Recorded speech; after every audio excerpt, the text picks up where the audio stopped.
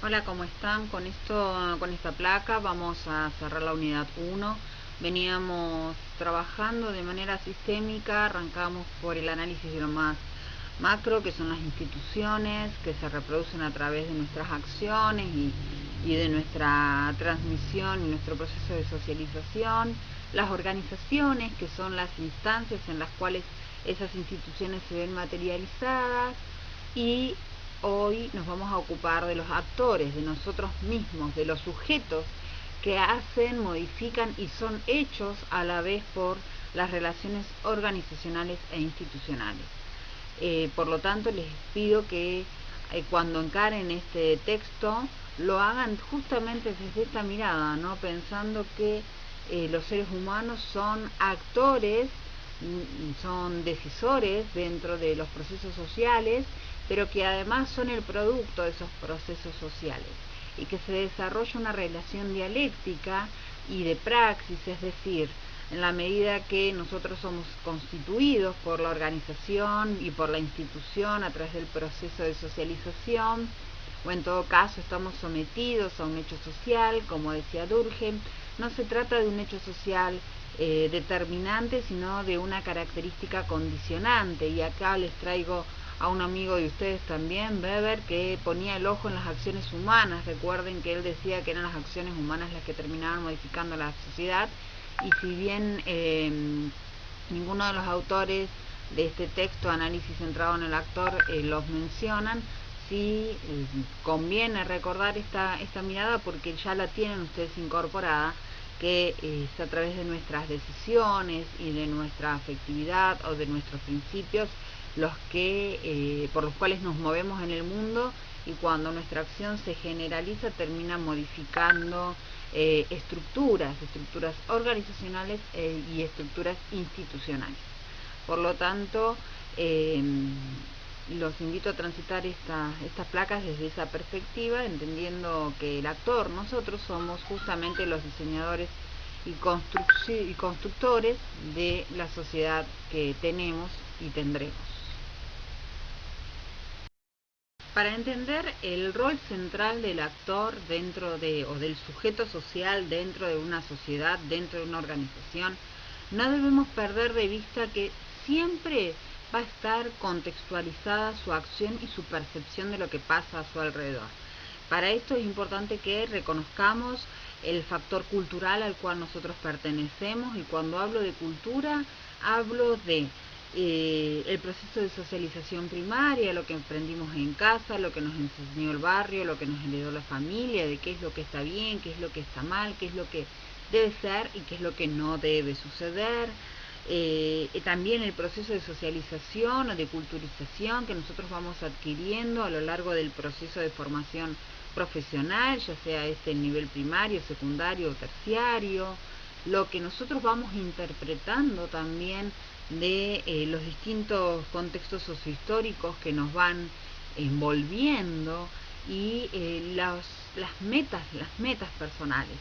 Todo eso confluye, y a la hora de tomar una decisión están ahí actuando como condicionantes. Entonces, el actor no funciona de manera independiente y de manera autónoma y autosuficiente.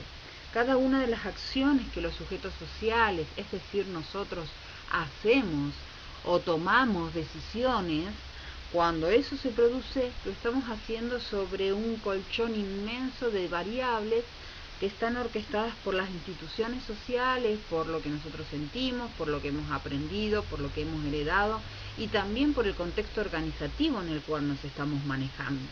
No procedemos, por más que tengamos el mismo backup cultural y el mismo contexto sociohistórico, no procedemos de la misma manera en nuestra casa y en el ámbito laboral. Y eso es un ejemplo de por qué también uno debe prestar atención al contexto organizacional, y por eso es que a veces nosotros creemos que un X sujeto va a actuar de una manera determinada y actúa de otra. ¿Por qué? Porque cambió su contexto organizativo, por más que siga poseyendo todas sus cualidades culturales y esté inmerso en las mismas condiciones institucionales. Madres, ¿por qué? Porque ya hemos visto en otras placas que las organizaciones tienen fuerte condicionamiento de las instituciones, y no todas las instituciones se ocupan de la misma manera o condicionan de la misma manera o tienen el mismo peso en todas las organizaciones. Y los condicionamientos a los que se ve sometido el actor no son solamente externos, como veíamos, por parte de la organización y la institución o el marco cultural en el que uno está inserto, sino también internos. Como seres somos seres duales, una construcción que debemos llevar muchas veces a tratar de generar una comunión en nuestro interior entre lo que nosotros queremos o deseamos y lo que realmente debemos hacer. Esa dualidad está dividida entre los elementos racionales y los elementos objetivos, subjetivos, emocionales. Lo que vamos a desarrollar son las ideas que componen el carácter de objetividad o racionalidad.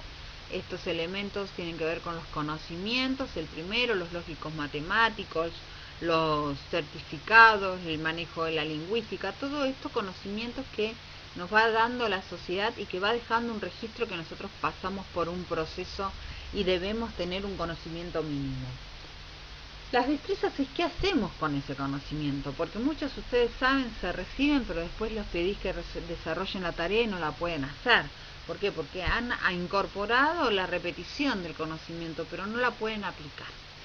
El siguiente elemento son las habilidades. Esto tiene que ver con una cuestión más bien innata, una predisposición al desarrollo de determinadas acciones o actividades, por ejemplo, qué sé yo, la escritura, las actividades artísticas, la pintura, otras destrezas físicas, habilidades físicas, que tienen más que ver con una cuestión innata que con una cuestión natural. El siguiente elemento son los criterios. Los criterios tienen que ver con el desarrollo de experiencia que cada uno tiene. Nuestros criterios van variando en función de cómo vamos interactuando con el entorno y qué es lo que vamos aprendiendo.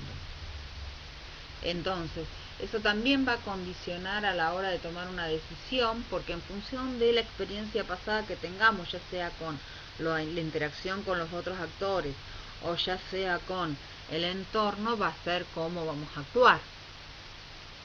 Y en cuanto a la racionalidad limitada, les pido que presten atención a este concepto porque es sumamente importante.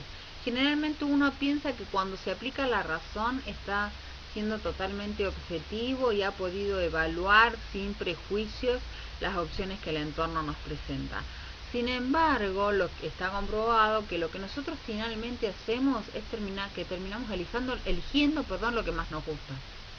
Y entonces aquí la racionalidad es corta, se limita, la limitamos nosotros específicamente.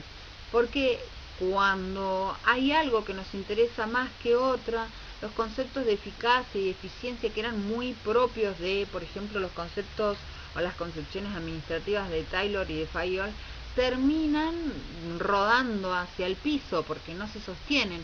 Y en esta racionalidad limitada o en esta mirada de racionalidad limitada tiene un fuerte peso la idea de Mayo, por ejemplo, entraría dentro de esto, ¿no? La idea de fortalecer el grupo antes que fortalecer la organización, por ejemplo. Y por último, irracionalmente hablando, nos guiamos por los planes a futuro, los pronósticos, qué es lo que nos viene, qué es lo que nos separa.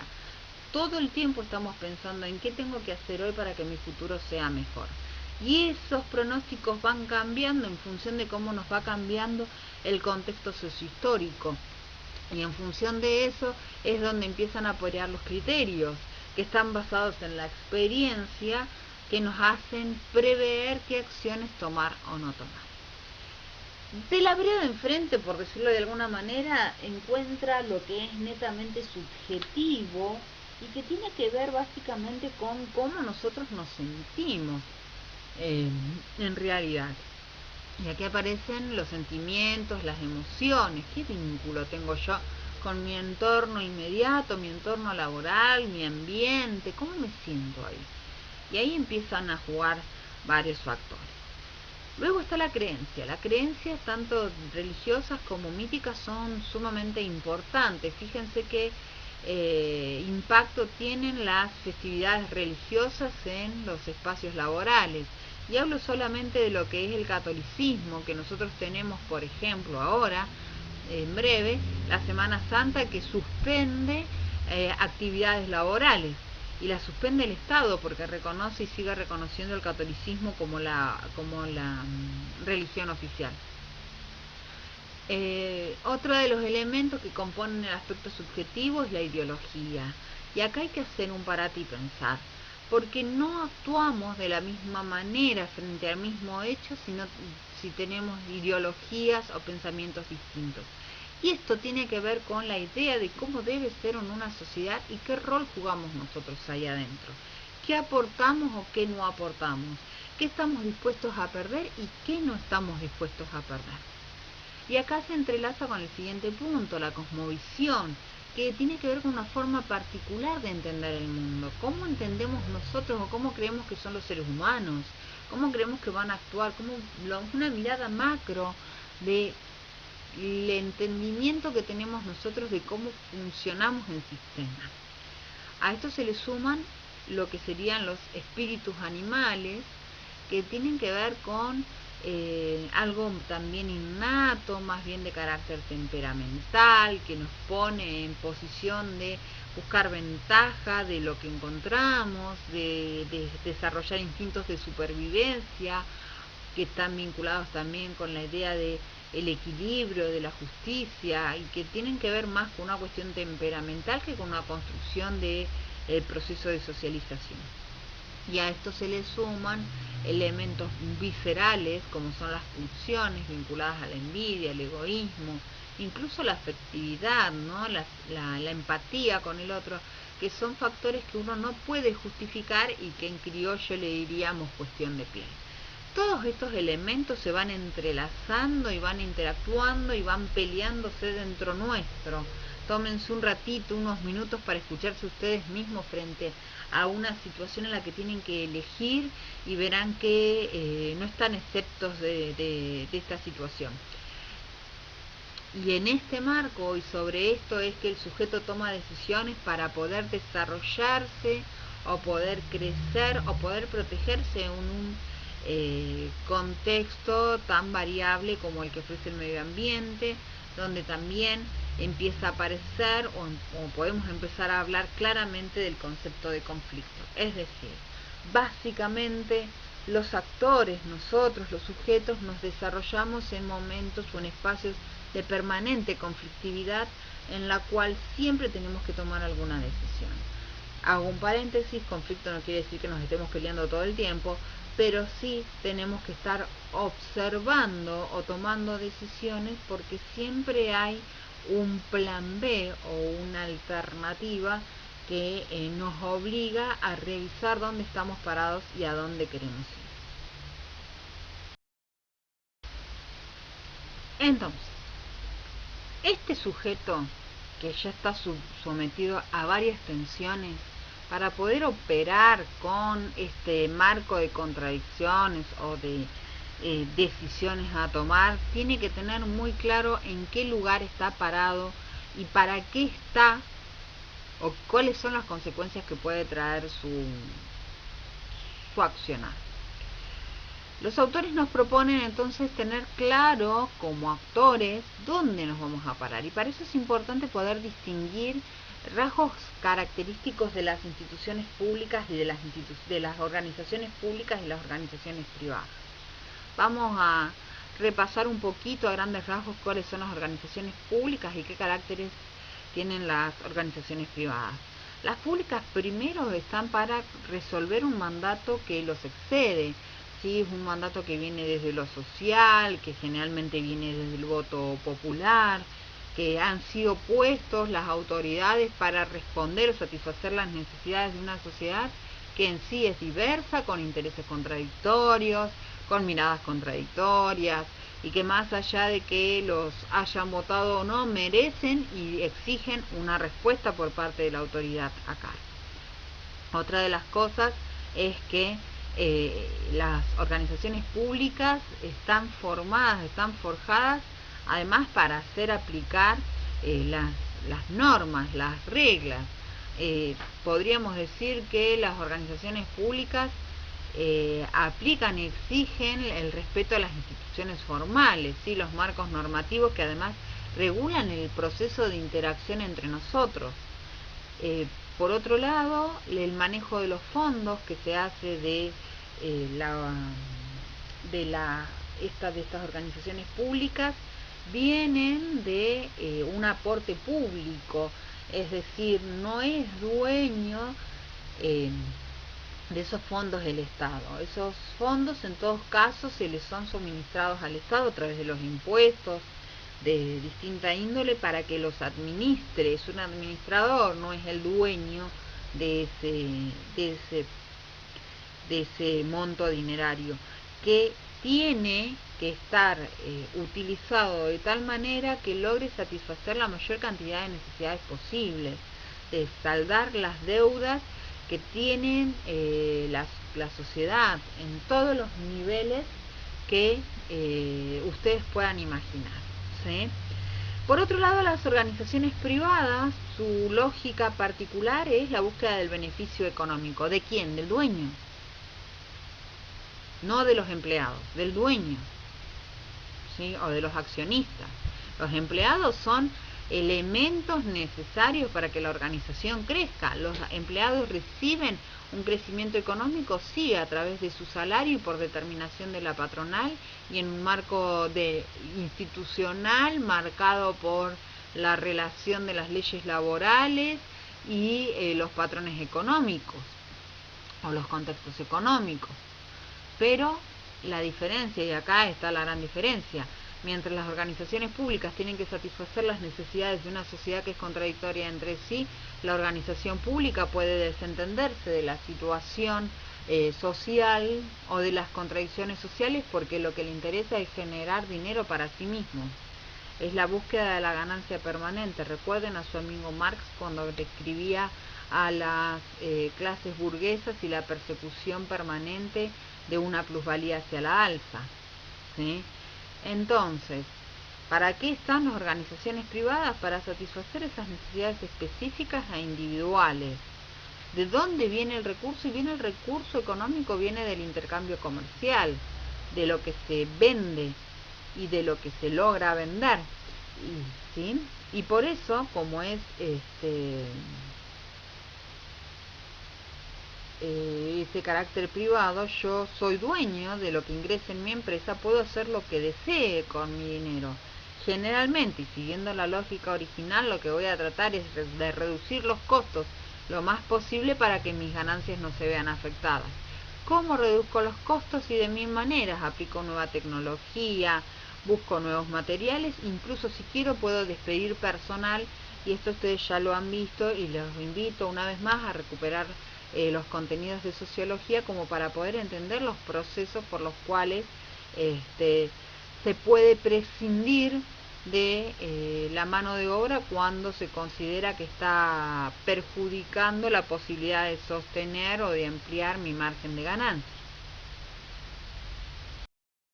Hablando de las organizaciones públicas y privadas, las organizaciones públicas entonces están limitadas en su accionar por un presupuesto, depende del nivel estatal o organizacional en el que se encuentren, el presupuesto va a ser mayor o menor, pero siempre está previsto con anterioridad y está aprobado por un cuerpo legislativo, y acá también se marca la gran diferencia. Yo como dueño de una organización puedo hacer lo que quiera con mi dinero, o en todo caso si soy accionista tengo que someter a votación qué es lo que se va a hacer con ese dinero, pero hay un margen que yo puedo disponer, mientras que en lo público yo puedo disponer de tanto dinero para determinadas cosas que me han sido aprobadas con anterioridad, y con eso debo maniobrar, y depende de las circunstancias debo recurrir a algún elemento legal que me permita modificar un poco ese presupuesto, pero no lo puedo hacer por voluntad propia. Otra de las particularidades que tienen las organizaciones públicas es que son de una estructura netamente verticalista, donde hay una centralidad en la toma de decisión que va bajando y va marcando el accionar del resto de las ramas del Estado, ¿sí? Y en cuanto a la formalización, que estamos hablando aquí del cuerpo formal de la organización, de la profesionalización de la organización, y es variable, es muy variable. Depende de la lógica de incorporación de el responsable de esta organización pública, va a ser el grado de formalización, pero también la variedad de acciones que se llevan a través de las organizaciones públicas es tan amplio que permite la posibilidad de incorporar personal de diverso capital profesional. En el caso de las organizaciones privadas, como el objetivo es la ampliación de ganancias y yo no tengo un límite que me constriña, que me limite a mí al manejo de las finanzas. Las uso en función de ampliar esa plusvalía que estoy siempre buscando. En cuanto a la estructura, y la estructura va a variar según mi organización, según el pensamiento de su líder, de su fundador, según los contextos sociohistóricos también. Puede mantener una estructura tradicional de carácter vertical, se puede trabajar en horizontalidad, buscando otro tipo de interacción, o puede insertarse dentro de un marco global donde se pueden tener distintos puntos de toma de decisión a lo largo del globo terráqueo. Por otro lado, en las organizaciones privadas la tendencia es, con el tiempo cada vez más, la búsqueda de profesionales en todos los ámbitos, y generalmente hay una búsqueda exhaustiva para que aquel que ocupa un cargo lo haga con un conocimiento previo, certificado y en lo posible con experiencia, porque eso le da una autonomía y acelera el proceso de toma de decisiones en las unidades, que siempre terminan siendo beneficiadas o beneficiando a la organización.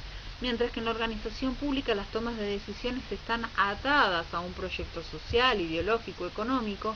Por lo tanto, por más que existan profesionales operando dentro de esa organización, sus decisiones y sus acciones siempre tienen que ser consultadas para que vayan acorde al marco ideológico que está dirigiendo esa organización pública. Por último, el grado de centralización va a ser, depende de la estructura, ¿sí? Y también depende del contexto. Yo puedo por momentos en mi organización dejarla libre albedrío, pero si aparece un contexto de crisis o alguna variable tecnológica que pueda alterar mi funcionamiento, y entonces puedo decidir por un momento tomar todas las decisiones o concentrar la toma de decisiones en distintos puntos. Todo eso que les venía diciendo, independientemente de que la organización sea pública o sea privada, va a depender de cómo se articulen las siguientes partes de la organización. El núcleo de operaciones, es decir, quienes realmente ejecutan la tarea para el producto final; el ápice estratégico, que es la línea mayor o la gerencia, donde se toman las medidas estratégicas, cómo se tiene que guiar la organización, hacia dónde, qué es lo que queremos lograr. La línea media son los mandos medios, que muchas veces suelen ser los más complicados, porque no traducen la idea o no traducen fidedignamente los objetivos del ápice estratégico hacia el núcleo operativo, y entonces ahí aparecen dificultades. Incluso a veces la línea media, atravesada justamente por sus partes subjetivas, por sus intereses personales, suelen resultar complejos o incluso obstáculos para que la organización avance hacia su meta. La estructura, que vamos a hablar de dos niveles: uno, el específicamente tecnológico, el equipamiento y demás, pero también tiene que ver con el tipo de profesional que yo tengo. Yo puedo tener un equipamiento de última generación, pero el que lo maneja no lo administra al 100%, entonces malgasté mi dinero, tengo que capacitarlo, y si no lo puedo capacitar porque no tiene las herramientas base, tendré que observar la forma de incorporar otro sujeto y destinar a este que está en la actualidad a otra tarea. No nos olvidemos que Taylor decía que hay que dar 3 oportunidades por lo menos. Y el staff de apoyo. Recuerdan ustedes que habíamos visto en una organización industrial la existencia de un grupo de staff, que es un grupo de consultores, que pueden ser externos o externos, internos o externos, a los cuales recurrir en caso de la necesidad de toma de decisiones, ¿sí? Que nos digan, bueno, estas son las variables, estas son las opciones, estas pueden ser las consecuencias. La alternativa y la interacción que se den entre estos elementos van a ser el tipo de dinámica en el cual se va a desenvolver la organización. Y así aparecen las dinámicas o tipos de organizaciones. La estructura simple es aquella mínima donde no hay una gran cantidad de personal, los profesionales son mínimos, el manejo de la tecnoestructura es pequeño, entonces se va trabajando, podríamos decir, contextualmente, el día al día, y hay una dirección directa, una supervisión directa, y esta estructura no requiere grandes dimensiones, ni siquiera proyecciones, no está manejada desde una mirada proyectual. Esto también hace muchas veces que la estructura simple quede en estructura simple y no pueda dar el paso para el crecimiento, porque no hay proyección, ¿sí? No hay una mirada estratégica, no hay un ápice estratégico funcionando que genere una planificación y guíe las acciones. El otro tipo es el de la burocracia maquinal. Acá está bien diseñado, qué es lo que se quiere, hay toda una planificación previa, se ha procedimentado cada uno de los pasos a seguir. Podría traerles como ejemplo la propuesta de Taylor, en la cual se miraba punto a punto los tiempos muertos y cómo eliminarlos. Hay una serie de reglas, de protocolos en la burocracia maquinal que hace que se vuelva un tanto rígido su procedimiento, porque se debe pasar por esos protocolos. Está minuciosamente calculada esta organización, ¿sí? Y bueno, y termina siendo que se organiza o se toman decisiones en puntos estratégicos como son, por ejemplo, los centros de coordinación y la tecnoestructura, que son las que terminan orientando la tarea de la burocracia maquinal. La burocracia profesional está basada específicamente en la presencia de especialistas que han logrado ser inducidos dentro de la organización y han incorporado las reglas de funcionamiento de la organización. Entonces ponen al servicio de la empresa, para que ésta funcione, para que el núcleo de operaciones camine sin dificultades, ponen a servicio de este núcleo de operaciones todos sus conocimientos y toda su preparación y predisposición para el desarrollo organizacional. La forma divisional se trata de unidades que tienen cierto grado de autonomía y que responden a una sede central que las va coordinando. Generalmente se da en el marco de la economía industrializada, donde es posible fraccionar los procesos de producción y ir coordinándolos, ir acoplándolos de manera armónica para que surja de esa interacción un producto formal final. Finalmente, la docracia es de carácter orgánica, tiene más un carácter informal en cuanto a su vinculación y busca o pretende estar integrado por un alto grado de profesionalización. Lo que se pretende es que a través del trabajo por proyectos, del trabajo en equipo, surja lo mejor que cada uno de estos profesionales especializados pueda dar. Por eso es que el tipo de tarea que se da es de carácter horizontal y, como les decía recién, en equipo, donde cada uno aporta lo mejor que puede dar. A esta altura me imagino que deben haber anotado la cantidad de variables que van funcionando en sociedad. No se asusten, no se mareen, lo hacen todo el tiempo. Ustedes funcionan permanentemente en sociedad. Lo que estamos haciendo es objetivar nuestra conducta para después poderla transformar en herramienta. Lo que nos falta, porque hasta ahora hemos estado inmersos en la organización, hemos analizado cómo las instituciones condicionan a esas organizaciones y cómo los sujetos, a la vez que son condicionados, son condicionantes del funcionamiento de la organización y también de las instituciones. Pero en ese marco que generalmente se da una batalla o un conflicto de intereses al interior de la organización, y que es con lo que la organización tiene que lidiar para no implosionar, es decir, explotar desde adentro, hay que sumarle las presiones que vienen desde afuera, las exigencias externas del ambiente, vinculado con contextos sociohistóricos específicos, con nuevas necesidades de la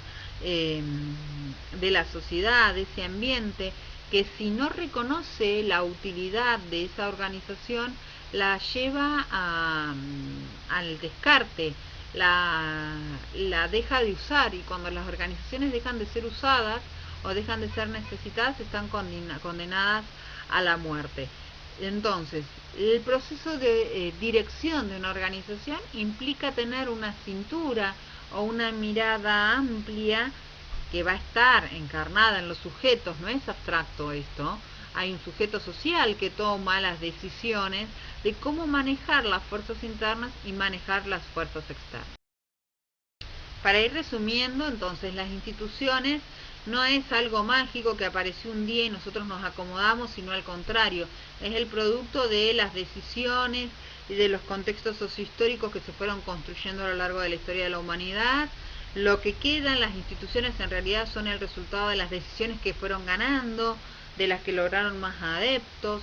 Nosotros funcionamos institucionalmente porque nos resulta cómodo, porque nos da resultado ser institucionalizados, porque nos regulan las relaciones con los otros, porque nos ahorran instancias de conflicto y nos orientan en los espacios de incertidumbre que también se abren o existen en el marco organizativo y social.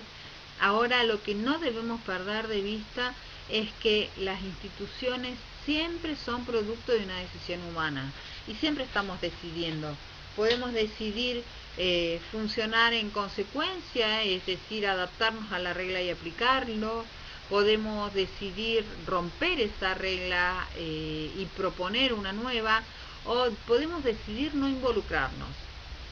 Cuando decimos no involucrarnos, generalmente estamos adhiriendo a la regla. Yo con esto no me meto, listo, no te metes, entonces no te pronuncias, pero eso quiere decir que estás avalando lo existente. Cuando hablamos de esto, repito, estamos trabajando en la disyuntiva entre lo institucional y lo instituyente, el proceso de institucionalización y el proceso de cambio. El proceso instituyente tiene que ver con este proceso de cambio. Lo que va a suceder es que a lo largo de la historia nosotros podemos ver en una mirada diacrónica cómo las instituciones han crecido, han madurado y han desaparecido. Generalmente esas instituciones son reemplazadas por otras nuevas que vienen a dar mejor respuesta o a dar soluciones a espacios vacíos que las instituciones anteriores no lo podían hacer.